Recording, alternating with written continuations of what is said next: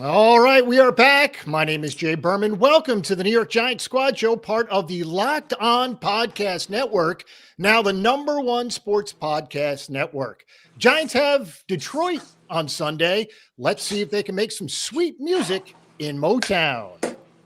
I'm Patricia, trainer of Locked On Giants, and can the Giants please put together a complete game for a change? I'm Mark Collins, two-time Super Bowl champion. Well, at least the Giant players haven't quit just yet. Let's go, Big Blue. It's the New York Giants Squad. Everything New York Giants every week. Breaking down all the big hits and game-changing plays from the G-Men. The way only the Locked On Podcast Network can. Get ready and squad up.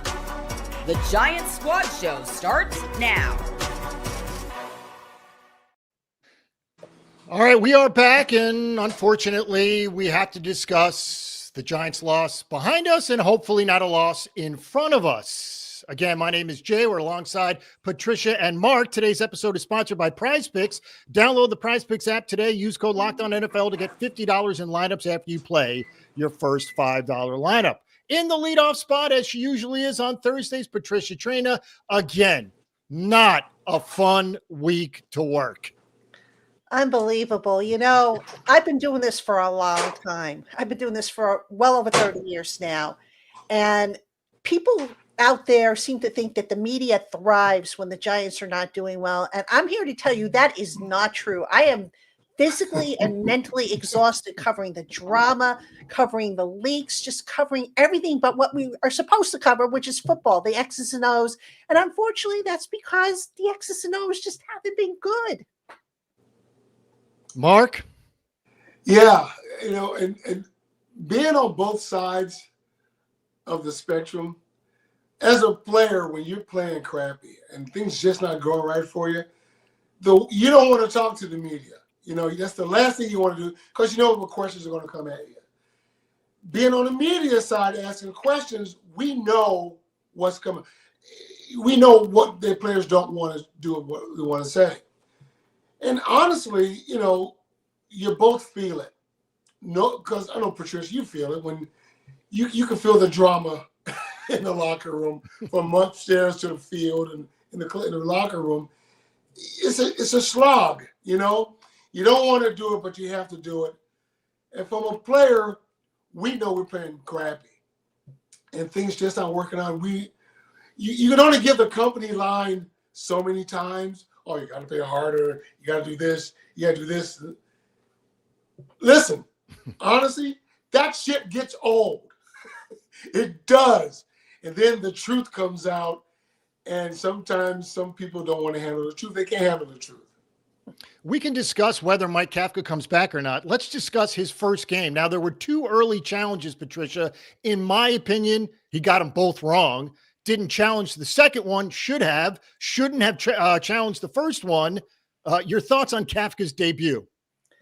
I think overall, let's throw the results out. I think a little bit better than people maybe are giving him credit for. I mean, I know they didn't win, and that's the bottom line, but Kafka was organized. He seemed to handle the play calling as well as the decision making on the sideline well, save for that one challenge, which I think he was advised from the guys upstairs not to make that challenge, I think is what he said. But Kafka brings a little bit more calmer demeanor to the sideline. And when you have a high stakes game, the last thing I think you need is somebody just flipping off and popping his cork and just going crazy on you. And I think the players appreciated that. And, look, once again, and I'm sure we'll talk about this a little later, the defense didn't hold the lead. So, I mean, that's enough with this. I mean, how many more leads are they going to blow before, something is done about it? That, to me, is the biggest question. But overall, I think Kafka, for his first game out, did a pretty good job. All right. The Giants have lost 5 in a row. Their last road win, as we've discussed multiple times on this show, was in Seattle all the way early last year. So, Mark, how did they get off the schneid on the road? I mean, they haven't fixed it yet. I don't know. I mean, all you got to do is take it one game at a time, whether it's played at MetLife or at the Ford Center or in the Walmart parking lot. You got to go play. And I agree. Kafka did some things that, you would expect to go cattywampus over the work, because this is his first time doing this. So I think on the whole, he's did a good job so far. But it's only one game. Can they get better? Will he get better? Can they get up to schneid of the 5 losses, road losses, and all this other stuff? I feel better now, knowing from what I saw, the upside that Kafka brings for the rest of the season than what I saw with Dable over the last 2 or 3 years. And that's saying something. What's interesting is, and we did it multiple times over the first 12 weeks, is trying to find a Giant win. I think we all circled the Lions before the season started in Detroit as a loss. That being said, Patricia, and we'll get to the Lions, we'll break them down. They've not been great. In fact, if the playoffs started now, they'd be out. Yeah, they're suffering from having lost both of their coordinators, I think, and just, Dan Campbell recently took over the play calling on offense, which, is never a good thing for a team, especially when you've got a first-year offensive coordinator or any kind of coordinator. So, yeah, the Lions have been a little up and down. Last week, the Eagles got the better of them, the new dynasty. I hate to say it, but it looks like the Eagles are the new dynasty in the NFL. But the Lions are still a pretty good team. And, I'm not taking them lightly. I think, they're gonna come back. They're gonna bounce back and have a pretty good game against the Giants. I happen to agree. And coming off a loss, that's scary times for the Giants in Detroit's building, Mark. Obviously a difficult place to play. Oh, yeah, it is. And, when Detroit starts the season, losing both coordinators, everybody's going, oh, man, that's going to hurt. They started pretty good. They look pretty solid, So I was saying, maybe the losing 2 coordinators didn't hurt as much.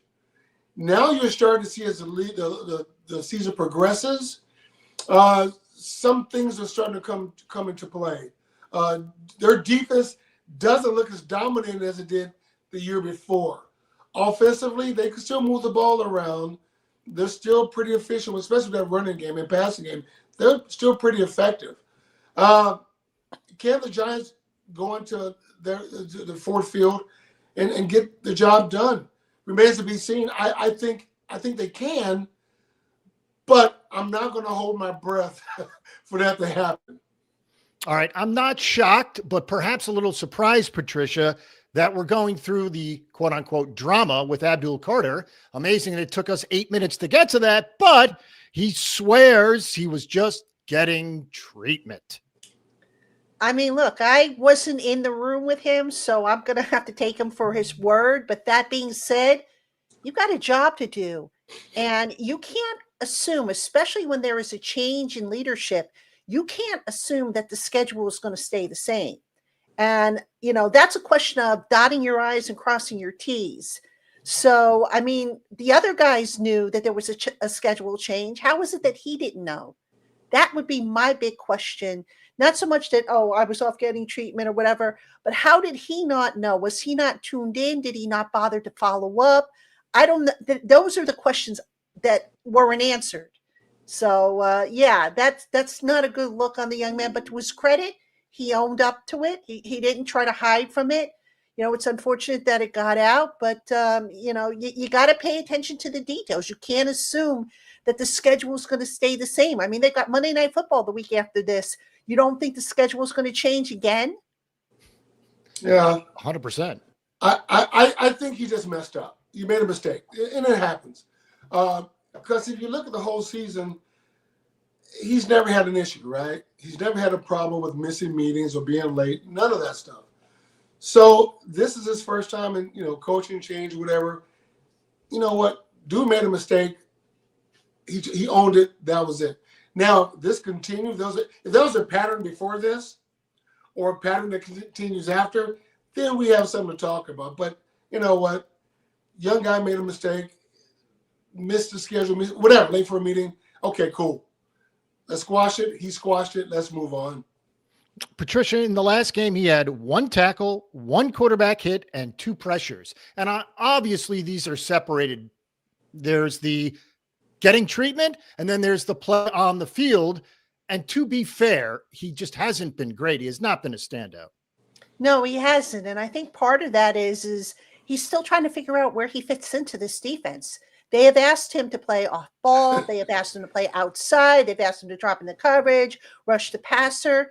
This goes back to something Mark has said a lot of times on this show. Simplify things. Pick 1 or 2 things that you want the guys to do and let them excel at that. Don't throw 50 million things at them, because then their head starts to swim.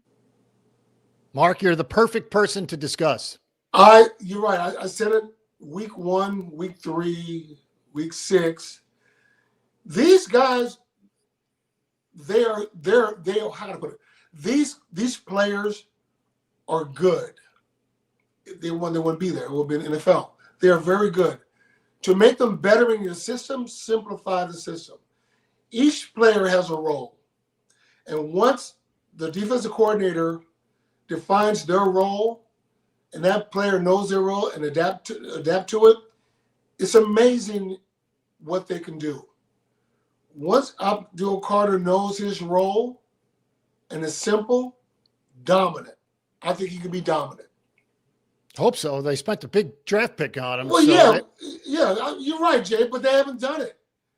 So, whether you've been drafted first, second round, third, whatever, once you know your role, you know what to do, boom, I'm good at it. Once I'm playing my cover 1 or cover 2, when I know that, I'm damn good at it. They haven't done that.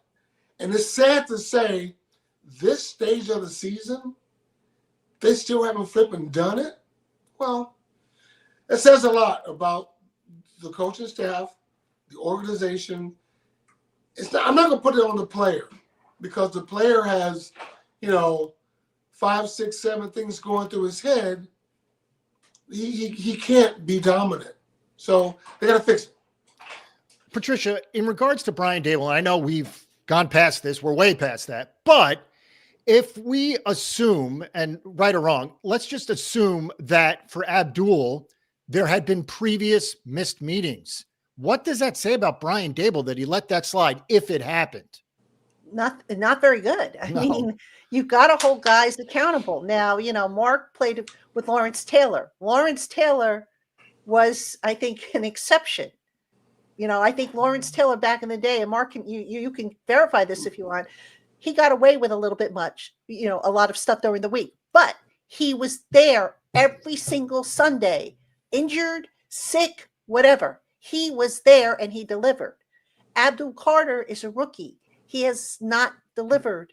So if he was getting away with other, indiscretions, that doesn't speak well to Dable. I mean, that, look, I get it. You want to be a player's friendly coach, but you also have to be disciplined. It's kind of like, being a parent.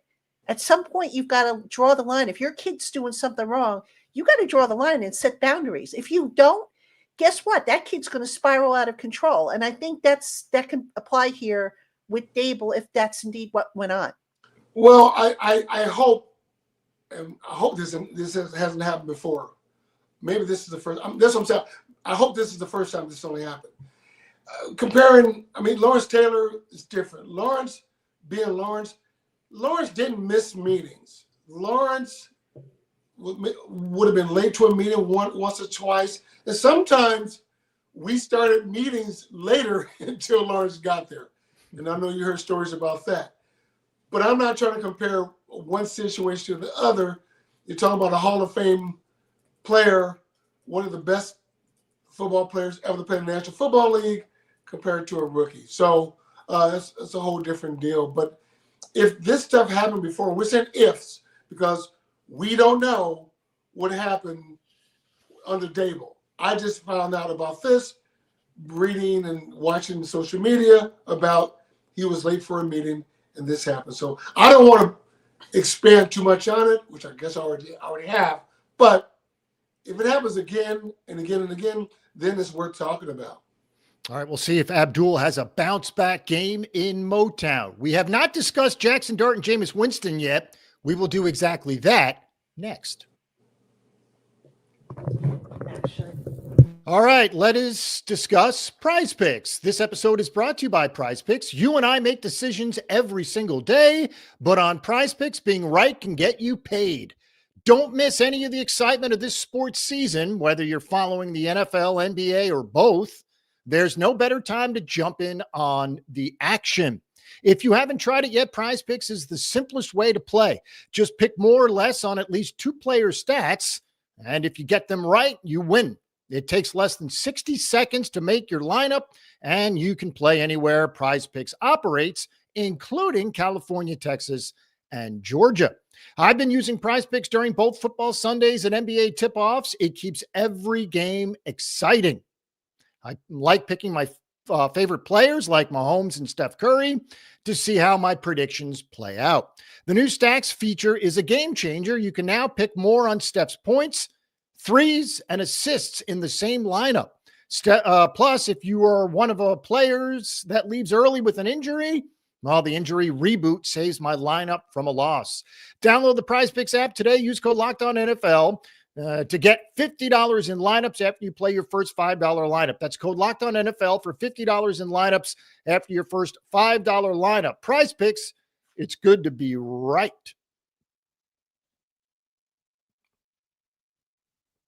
All right, we are back, and as we said, we got to do the Jackson Dart now, and who knows if he's going to play. Patricia, you've been around the team all week. What is the sense you get on whether he's going to play or not? I think he's going to play. I mean, he's in the latter stage of the concussion protocol, the non-contact stage, which quite honestly, I mean, for a quarterback, it's non-contact anyway.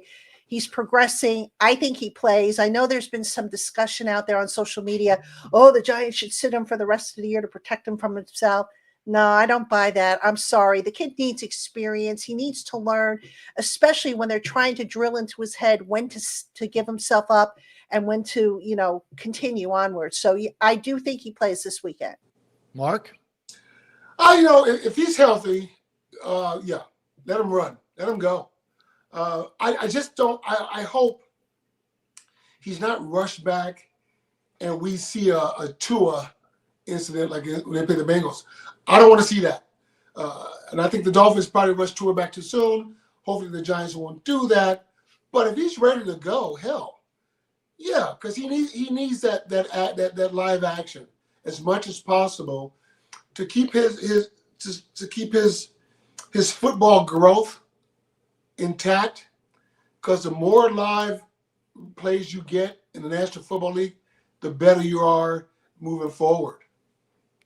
Patricia, let me ask you a question. Do I sound like a novice if I think the Giants would be smart to call fewer runs for Dart? No, not at all. I mean, right now, look, you've got the running game actually performing decently. The offensive line has been run blocking better these last few weeks. So why not spread it out a little bit? It doesn't all have to be on Jackson Dart. Now, I'm not saying don't run Dart at all. I wouldn't necessarily call design runs. I mean, if he scrambles, that's one thing. But, put more on the running game because, like I said, the running backs, they've been doing pretty well these last 3 weeks. So, why load it all up on the kid? It seems like with Dart, every game is at least 3 touchdowns. Now, they don't ever win, but point being, Mark, the Giants actually do score pretty effectively with Dart in the lineup. Well, they do. It's simply because you guys got to remember something.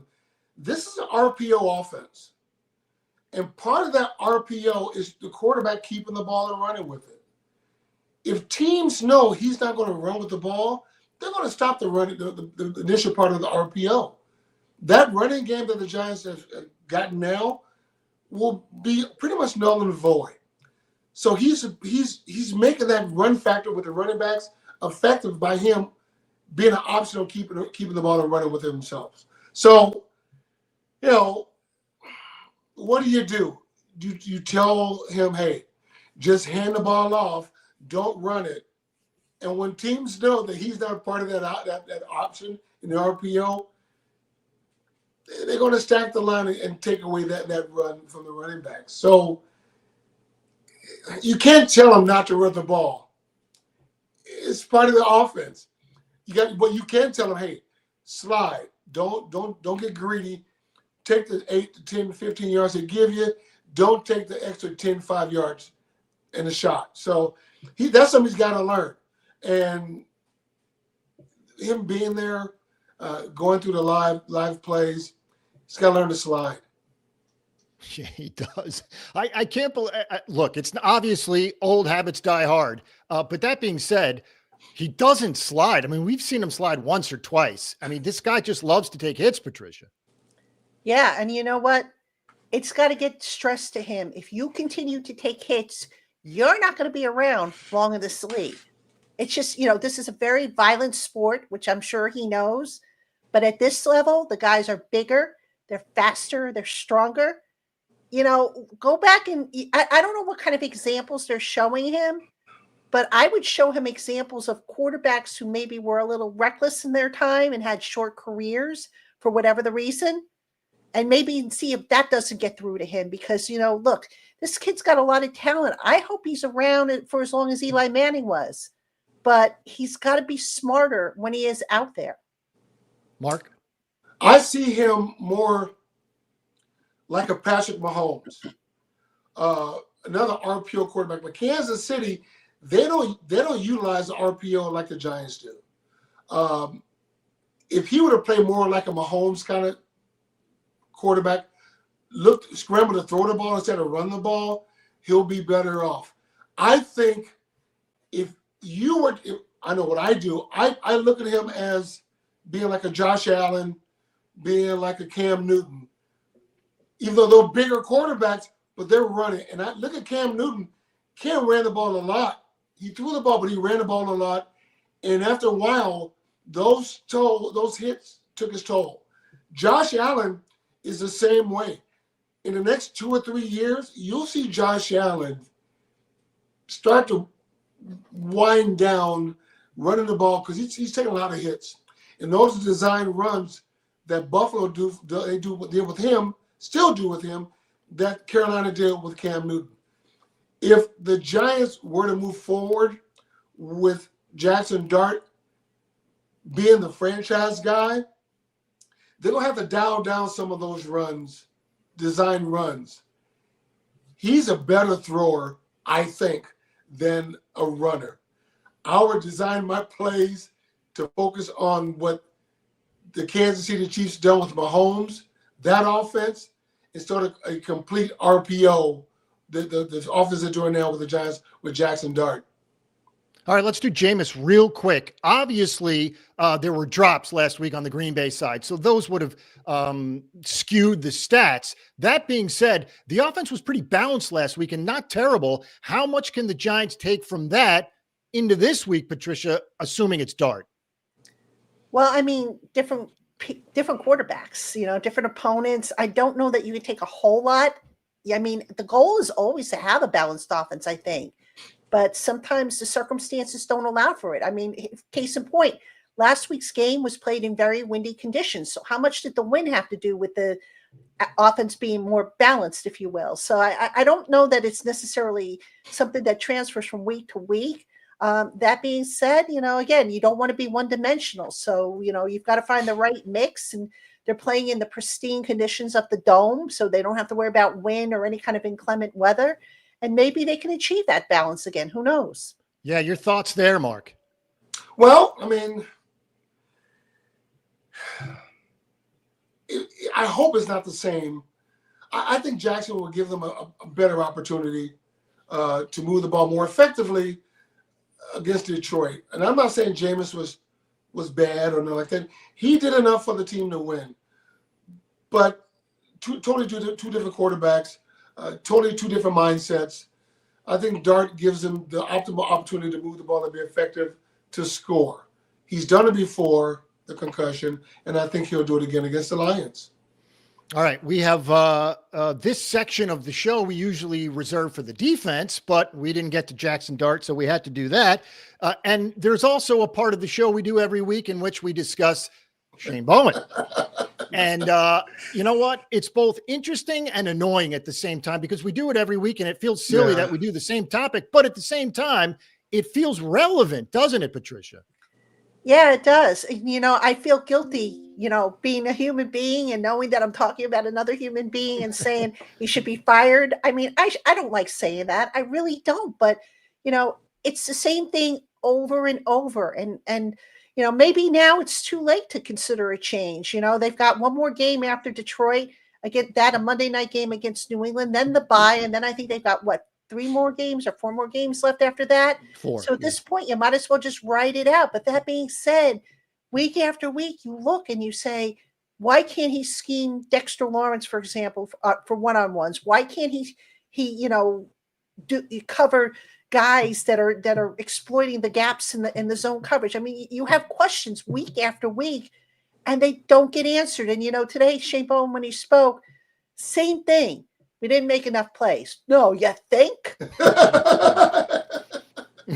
Mark, how do you think the defense views him? I mean, can they take him seriously? I can't say I don't know because I do know. They played the first couple of series against the Packers. They played well. They did. It's not the fact that they don't believe him or believe in him.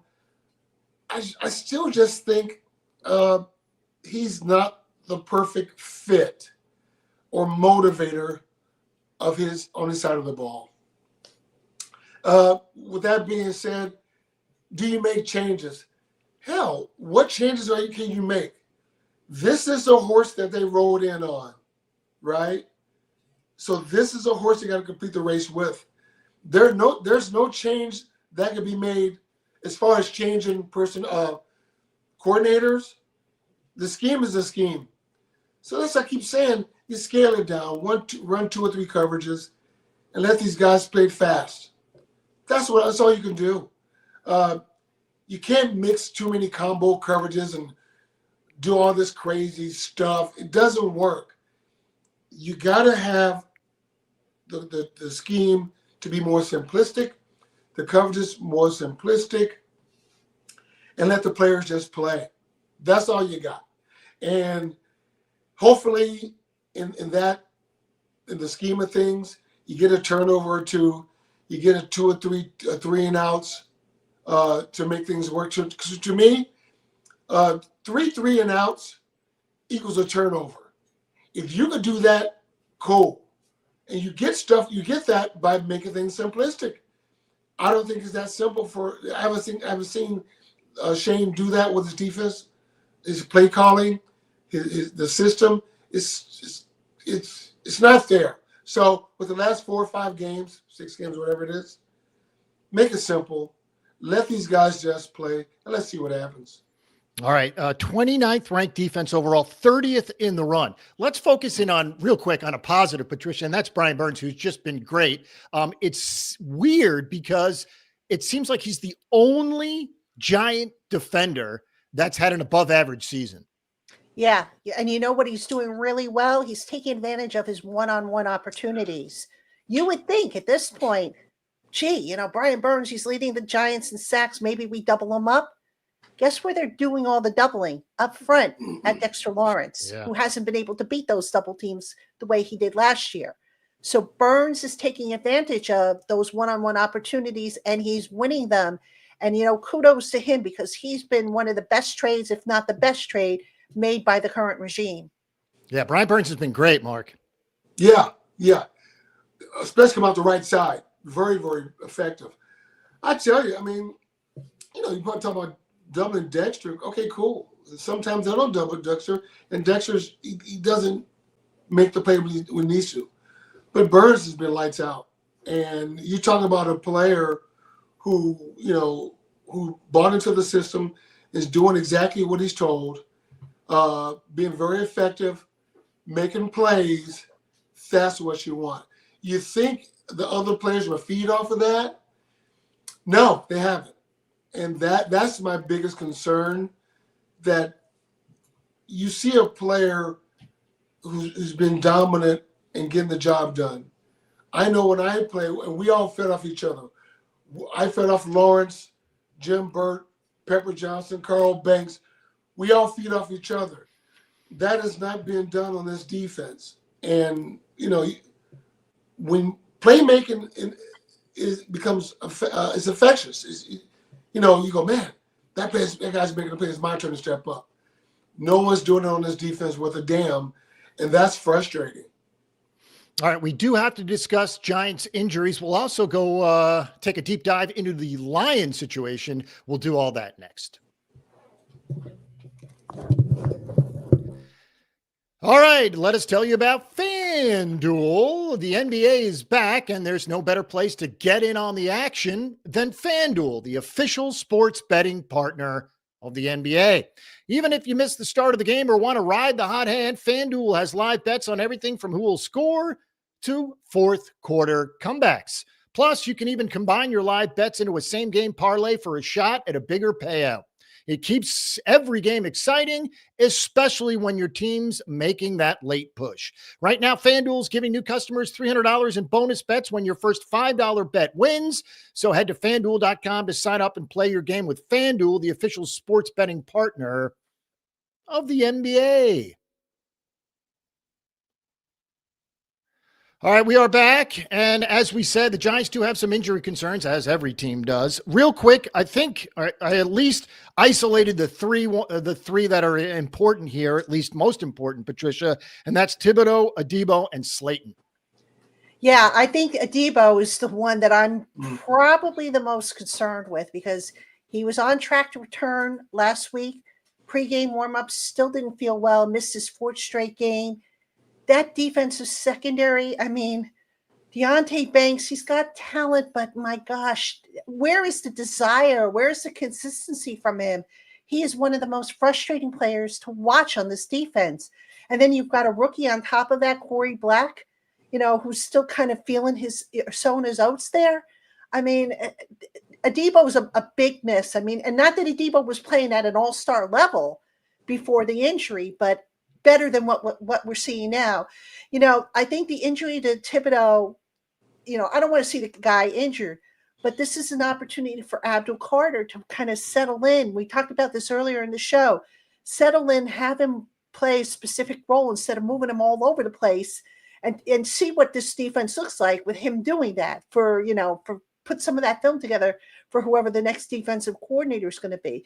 And as for Slayton, you know, look, Slayton's a great guy. I have mad respect for him, but how many times this year has he come up small in big opportunities? And, you know, they brought back Isaiah Hodgins this past week, and Isaiah Hodgins had a pretty good game considering he's been away. So, you know, look, bottom line is you don't want to see anybody hurt, but some injuries are probably a little bit more concerning, I think, than others in terms of, you know, if a player can be there or not. It's not all on Adebo, but when he got hurt in the Denver game and then the fourth quarter happened and then everything else happened, it seemed like he's perhaps more important than we thought, Mark. Well, yeah, you got a veteran defensive back, veteran corner like that. Yes, damn, he's important because when you lose him, the rest of the guys get exposed because everybody knows what you got in Banks. And then you got Black out there, very inexperienced. So, you know, it showed a lot when he got hurt.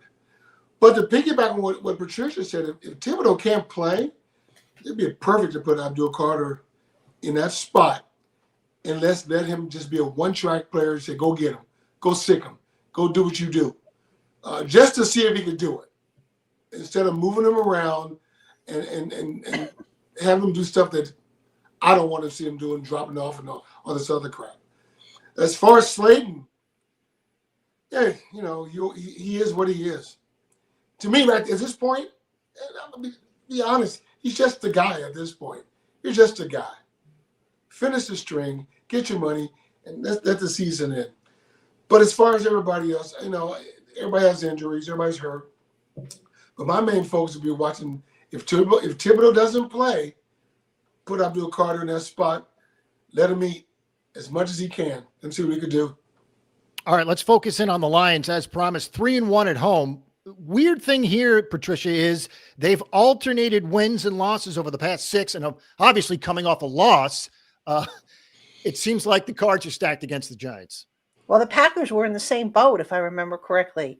And what happened? They followed the pattern. Yep. They lost the previous week, and then they came and they won against the Giants. So I mean, if you believe in the pattern, the Lions are due to win. But yeah, the Lions, they had a little bit of turmoil on their end as well. A couple weeks ago, Dan Campbell, the head coach, former Giant by the way, took away the play calling from the offensive coordinator, and he's had one good game and one not so good game. So the question now becomes, what offense will the Lions put out on the field? Will it be the good offense, or will it be the one that maybe wasn't as good? So I think that's a big issue. Also, they've got some injuries. Their offensive tackles, I think, have been dealing with injuries. So good opportunity here for the Giants' deep pass rush to get home against those two tackles if they're banged up. And on the defensive side of the ball, I think they've had some injuries as well. So, the Lions, they have some issues too, but the Giants, they've got to take advantage of them. And Patricia brought it up, and it was, I'm so thankful that you did. And that's obviously the departures of Aaron Glenn and Ben Johnson. I have a quote here, not from me. The consequences of Ben Johnson's departure are starting to surface. Mark, we've seen, especially in the Eagles game, a Lions offense that just isn't there. Yeah, like I said before, early in the season, nobody said nothing because they were still humming. They looked pretty damn good on both sides of the ball. Now it's starting to show a little bit, and I would go even more in depth. It's more the players are still there, right? The play calling is kind of off just a bit. It's like, okay, the Giants are coming in town, right? Remember in college, you always pick the weaker team to come to your place to pick for homecoming. So the Giants may be the homecoming team that the Lions need, just no matter who's calling the plays, offense or defensively, so that the Lions can get healthy on. Hopefully that's not the case, but it sure seems that way right now. As long as you got those players on the Lions on offense, and Goff at quarterback, and Montgomery at running back, and St. Brown at receiver, I think this may be the Giants may be the homecoming team that the Lions need. Trap game. No player's going to ever say it. No coach is ever going to say it, but it's a trap game. They've got the Packers on Thursday, Thanksgiving. So again, they're never going to admit it. But to me, Patricia, it seems like it's natural. It's almost impossible not to look past the Giants. Yeah, absolutely. And that's a point I've made, on my show and in my writings. They've got the Packers. They are jockeying for playoff position in the NFC North. Okay, the Packers are in their division. So, yeah, I mean, and look, you're looking at the Giants and you're saying, oh, they're reeling. They've only won 2 games. So that, should be easy to get by them. But here's the thing. If any player on the Lions is looking at the Giants like, oh, we can, don't worry about them. That's a big mistake, because that's when the Giants can sneak up and bite you in the butt, So I would like to think as competitors, they're not thinking that way, but would it surprise me if they are? No. Go ahead, Mark. You know what? I agree. But once again, I think that the Lions have so much to lose to overlook the Giants. That's why I'm saying the Giants coming to Ford Field and like the homecoming for a homecoming game for the Lions to beat up on it. This is where the Lions, I feel, going to go, you know what, let's focus. Because we know this team's coming in. It's an NFL team, we know that. And they do have weapons. They're still good. But we got to take care of business this week, because if we don't take care of business this week against the Giants, it don't matter. The Packers are going to be there. We got to take care of this right now. So, yeah, the Lions got a lot to lose if they lose this game. The division, as Patricia said, is pretty tight. NFC North.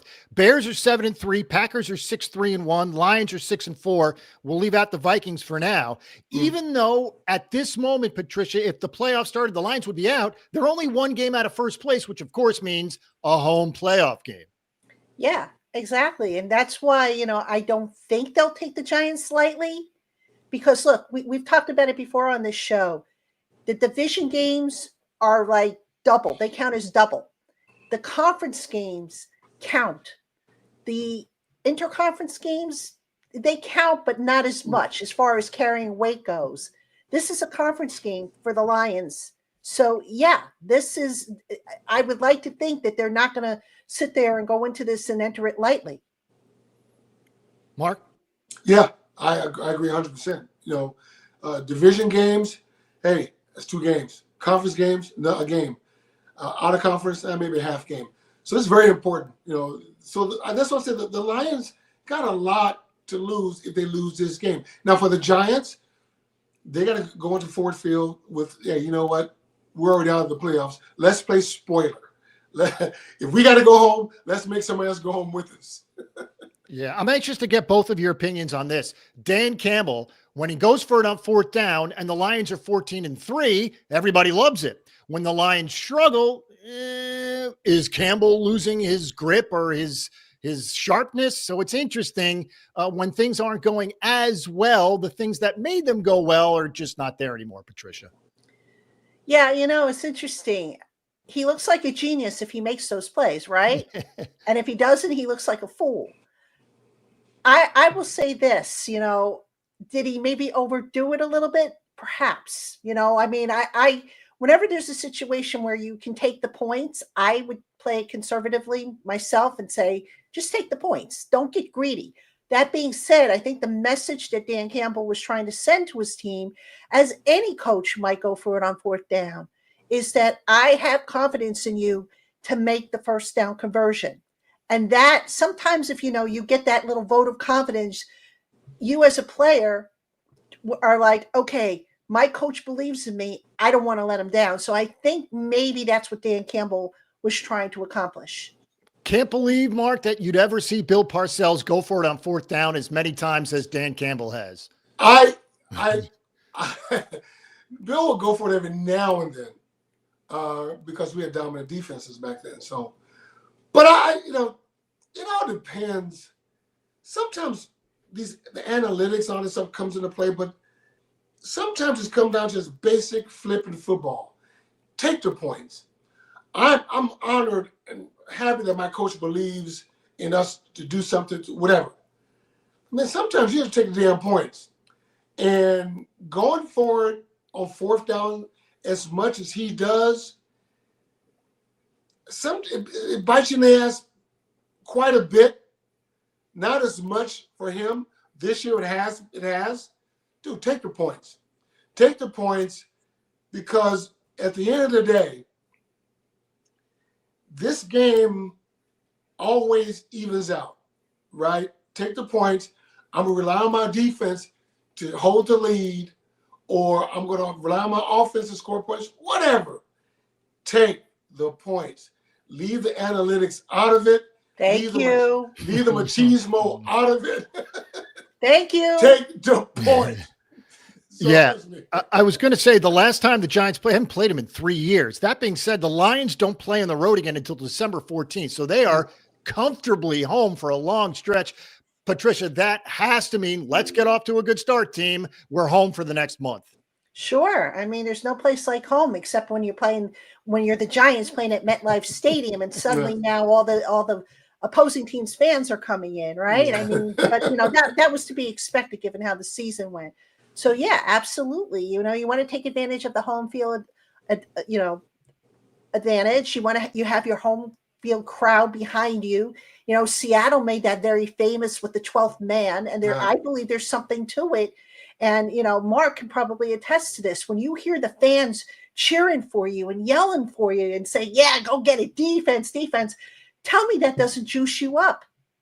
Oh, absolutely. There's something, and I said this before, this word and this feeling is not in any playbook. You can't coach it. You can't teach it. And that's momentum. And that momentum that you feel comes from the fans, and it reverberates all the way down to the player. You can feel it. And if you can feel it as a player on the defense or the offensive side, the opponent feels it going towards them as well. They feel, That's that thing that we can't coach, you can't teach, and it reverberates from the fans. So yeah, it's a great thing to have. All right, we've got one block to go, our final break. As we said, the Giants, the NFC stretch, if you will, continues. We'll go big picture coming up next.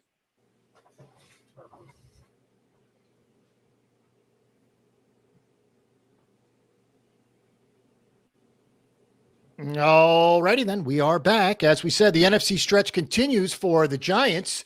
Giants, as we said, Philadelphia, San Francisco, Chicago, Green Bay, and Detroit. It has not been a good stretch. Patricia, they have not come out with a win. No, they haven't. And, look, at this point, they're jockeying for position at the top of the draft order. I think they're second right now. And, it's interesting because I did an article on this. They're actually in a good position because they've got their franchise quarterback, or so it seems. So if they finish in the top 3, they can trade down and they can get a bounty of draft picks. And I would expect them to, because they're not getting any comp picks next year. They did too much in free agency, this past offseason. Mm-hmm. They didn't make any trades to pick up additional draft assets. So if you're Joe Shane or whoever the general manager is, you trade down. And I don't want to hear, take the best available. Let's take a running back at number 2 overall. Trade down and get more assets because this team's got a lot of holes that we thought that maybe, the beginning of the season they didn't have, but the play has shown that they do have. And it'll be interesting to see at the top of the draft who needs a quarterback. Obviously, Tennessee is there. They don't need a quarterback. New Orleans is close. They do need a quarterback. So it'll be very interesting. And I agree. Get out of that top 3, or if you're there, Mark. Yeah, it depends on if Shane's there. Do you trust him to do that? No. Do you trust him with players he may pick? The track record says, it's kind of what's the word I'm looking for? Not very good. Yeah. So I agree. And I said this before, and I agree with Patricia. You sitting at 2 or 3. You trade out of that position with the Raiders or anybody else who needs a quarterback. Get out of there. Get as much draft picks as you can. Rebuild this roster. You got your quarterback.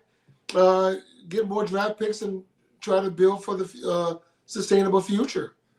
All right. To that end, just real quick, end, you've got a new coaching staff coming in. They're going to want their guys in. Yeah. So they're going to want to implement their system. So how many of the current guys on the roster don't fit what the new coaching staff wants? So this is a golden opportunity to add resources and use them to start building and, rebuilding that foundation. I'm not saying you have to tear it all down, but just add to the foundation and tailor it to what the new coaching staff wants. And Jay, real quick, I just want to state this. I speak for all of us. We're not telling the Giants to tank, okay? Right. We're not saying that. We're just saying if you end up with the 2nd or 3rd pick in the draft, please trade out of that spot. That's all we're saying.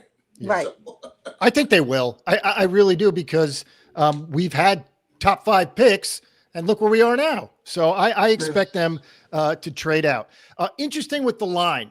It's 10.5. So obviously everybody, especially Vegas, thinks the Lions are going to win comfortably. That being said, the over-under is 50. So that being said, Patricia, it seems like people think the Giants will score. Well, they have been scoring for the most part. I mean, that's not been the problem. The problem's been the defense hasn't been able to hold leads. So, I'm not a gambler by any stretch of the imagination. But if I had to take a guess and say, will it be the over or the under? I probably would take the over on this one because, the Giants can score. We know the Lions can score.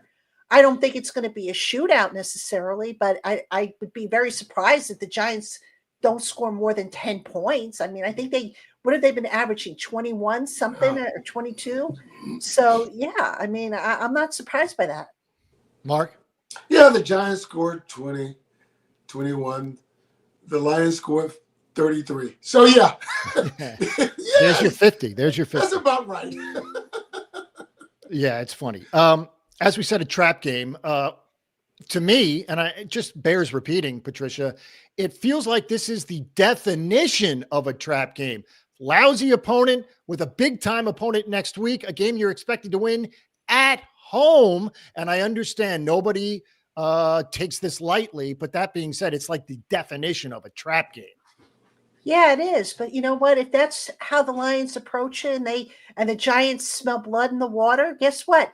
Ram it down their throats. Yeah. Come out aggressive. And I don't know what Mike Kafka and the coaches are telling them in the meetings and whatnot. Maybe they're trying to tell them, hey guys, they got the Packers afterwards. They're jockeying for position in their division. They're going to take us lightly. Maybe there's a little Parcells head games going on there. I mean, I doubt it because Parcells was the master of that stuff. But, if you're the Giants, go in there and just be prepared to have that, that go for the throat mentality. I'm interested.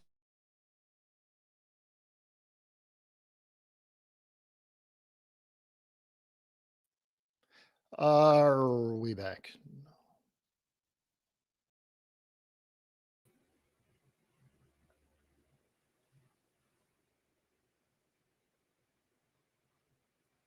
All right, I think we're back.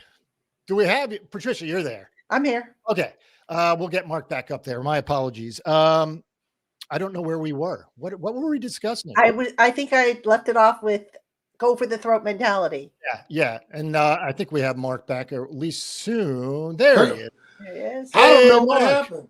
Mark, Internet, that was baby. my, Gotta that was love my it. fault. I think we got storms going on. So And anyways, as Patricia said, Mark, step on the throat. Do not let a team beat you when they shouldn't. At least that's the Lions' perspective. well, I mean, the Giants, the season is basically over, right? So from a player's perspective, yeah, you're going to go out there and go to compete. You're getting paid. You don't want to embarrass yourself, your family, your organization. And, my mindset would be cover those three bases. But, man, if I'm going to spoil somebody's Thanksgiving, because mine's already spoiled, I'm going to spoil yours. If I'm, what's the old saying? If I'm going down, I'm taking somebody with me. So, if I'm going to go and play the Lions, yeah, I'm going to try to beat them. All right, we got a Monday nighter, and we're not going to break down the Patriots quite yet. But that being said, we discussed this last week, Patricia. Nobody in the United States of America wants to see the Giants in primetime.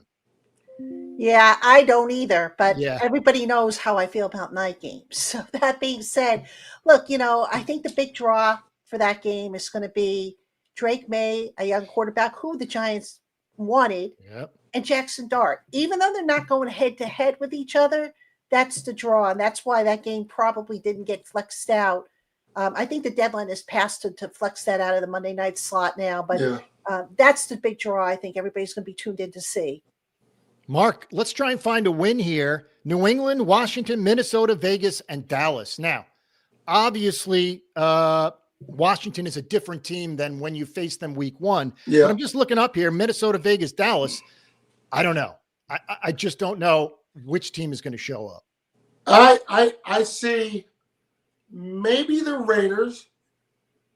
Okay, Vegas. And that's it. So, hate to be the bearer of bad news. Yeah. But that's it.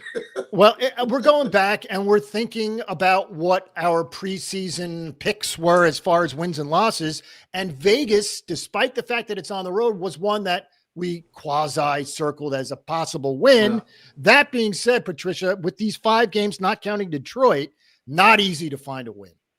No, it's not. And I'll tell you what, I would have circled Vegas too, but now I don't know. Yeah. I honestly don't know anymore. They should beat Vegas.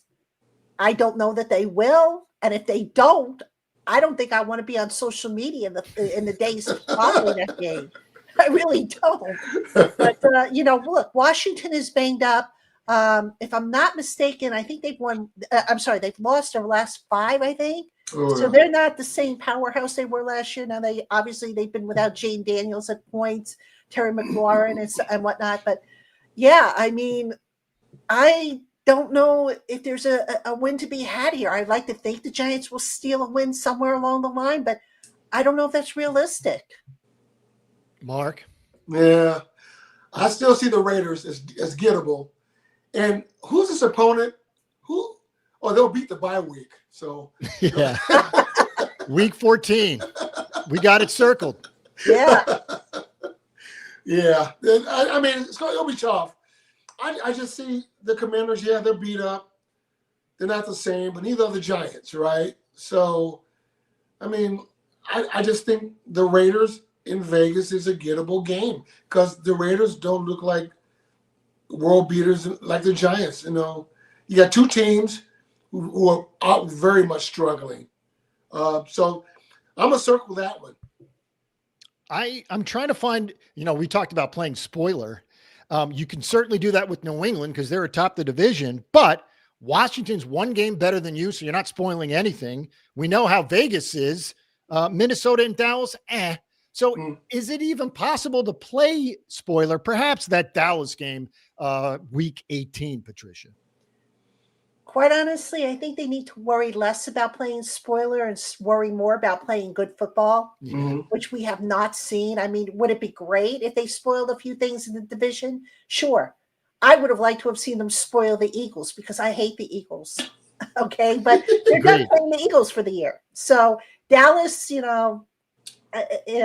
Dallas is what Dallas is. Washington's struggling. Yeah. The Giants need to focus on the Giants and not, we're going to spoil this guy's game or this team's game or whatever. Focus on playing solid football the rest of the year. I know that's a tall order, but that's would be my priority. Mark? Yeah. I mean, you wanna. I mean, that's your job. You're supposed to do your job, right? And you're not going to the playoffs. And at this point, you're playing for your job. You're playing for not just a job with the Giants, but other teams. The coaches are doing the same. But while you're doing that, if you can spoil somebody's good time, you might as well do it in the passing of doing so. So, that's where we are. And that's what's going to happen for the rest of the remainder of the season. Yeah, and even if we give them one win, so that's 3-14. I mean, after everything that's happened from the beginning of the hires from Shane and Dable to be 3-14, you would think that would be a clearing of the entire house. And right now, Kafka has a chance to stay. It's weird, Patricia. Yeah, I mean, you can't rule him out as a head coaching candidate. That being said, the results have to be there. Yeah. Now, I don't think that Kafka will be the next head coach of this team. I think he will get an opportunity, after the season is over to interview and to go through the whole thing because this is an audition. But look, if you're the Giants at this point, enough with the inexperienced head coaches. Get somebody who has a winning pedigree in here. See what happens at the end of the year. Everybody keeps asking me, who do you like for head coach? Who do you think it's going to be? And I can't answer that right now. And the reason why I can't answer that is, what if Mike Tomlin becomes available? What if Kevin Stefanski becomes available? You're going to say, pass on them and go for like another coach, a Mike McCarthy or, a Bill Belichick or a Lane Kiffin or whatever. No, wait and see who hits the market because right now I don't think the shelves are fully stocked and just kind of wait and see which direction you're going to go in. I'm okay, Mark, if they're waiting for Tomlin. I would wait too. I'm okay with waiting as well, but you're right, Patricia. They need to get somebody in there who has won before, who knows how to take control of the organization and win. Because the Giants, over the last, 10 years or so, they brought in unproven coordinators, proven coordinators. Hell, even brought in a special teams coach. So let's go back to, when they brought in Dan Reeves, who I respect, Tom Coughlin. Give me guys like that who proven themselves in the league and done something. So let's wait and see what happens. I don't mind a Tomlin in hell. I know I said this before. If they want to bring in a Belichick, if they want to handle that circus that's come with that as well, I'm not going to say no because that guy and those people have proven they can win before. So it all depends on what you want to do. So that's why I stand. All right. Should be an interesting Sunday. Once again, the Giants face an NFC North team. They're in Detroit for the Lions, trying to snap a 5-game losing skid overall. And of course, they haven't won on the road since Seattle last year. For Patricia and Mark, I'm Jay. We will see you Sunday immediately following the game. Have a great day.